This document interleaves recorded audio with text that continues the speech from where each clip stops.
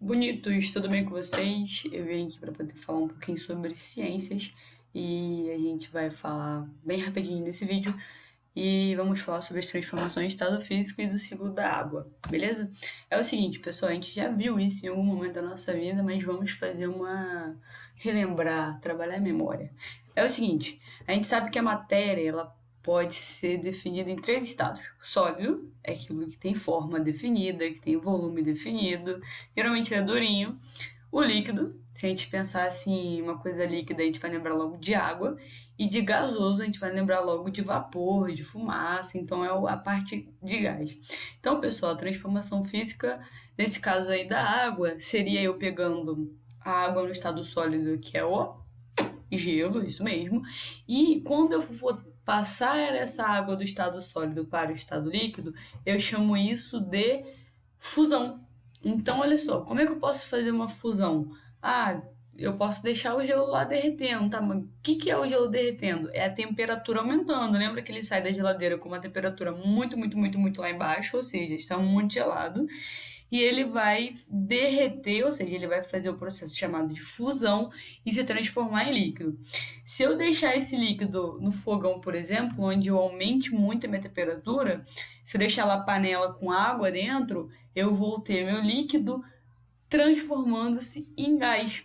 E eu chamo isso de vaporização ou ebulição, depende do processo, se for rápido, se for lento. Mas nesse caso aqui eu tenho um sólido, que é uma coisa que está numa temperatura mais baixa, eu aumentei a temperatura, cheguei na fusão, continuei aumentando a temperatura, fiz a vaporização. Agora, e ao contrário? Ah, como é que funciona o contrário? O contrário é o seguinte, pessoal, eu tenho um gás, e aí se eu pegar esse gás e diminuir a temperatura, ele vai retornar ao estado líquido. E eu chamo isso de condensação. Uma vez que eu estou no estado líquido e eu continuar diminuindo minha temperatura, eu vou passar para o estado sólido, que é chamado de solidificação. Ok? Então, se a gente pensar na água, o gelo, que vira água líquida que a gente bebe, que vira vapor, por exemplo, do chuveiro, quando a gente abre bem pouquinho lá o chuveiro, então, e aí fica aquele vaporzinho gostosinho, aquele banho maravilhoso, ok? E aí, outra coisa também importante é o seguinte: quando o sólido sai diretamente para o estado gasoso ou o estado gasoso sai diretamente para o estado sólido. Como que é chamado isso? Sublimação. Para quem não sabe, ou para quem não lembra, ou para quem vai ficar sabendo agora, temos um exemplo clássico, que é o famoso gelo seco. Lembra do gelo seco? Então, é o gás carbônico que ele foi colocado, gás, né? Ele é um gás carbônico, e a gente pegou a temperatura dele e diminuiu muito, ao ponto de ele se transformar em sólido. Por isso que o nome dele é gelo seco. E aí o que acontece? Esse gelo seco, ele não passa pelo estado líquido para chegar ao gasoso, ele sai diretamente do estado sólido para o estado gasoso. Então, um exemplo aí de sublimação é o gelo seco. Ok, pessoal? Isso aqui é só para vocês poderem lembrar, porque o importante mesmo está aqui no ciclo da água, que a gente também já viu. Eu vou fazer bem resumidinho, bem de levinho.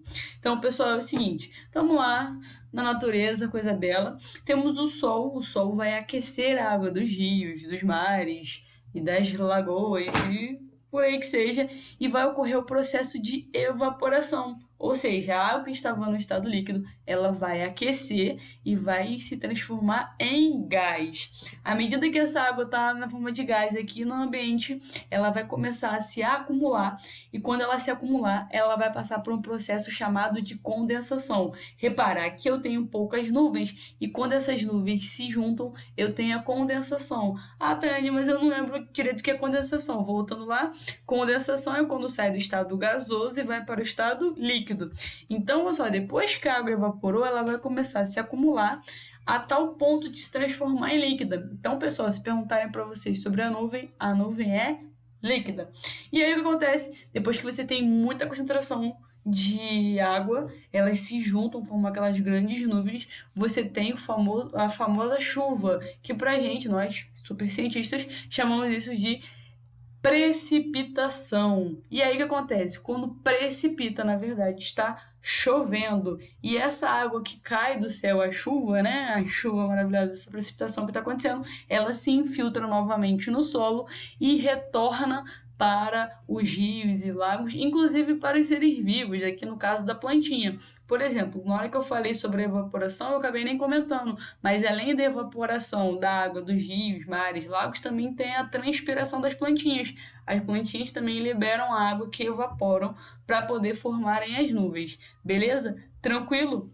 Show de bola. As dúvidas, só perguntar.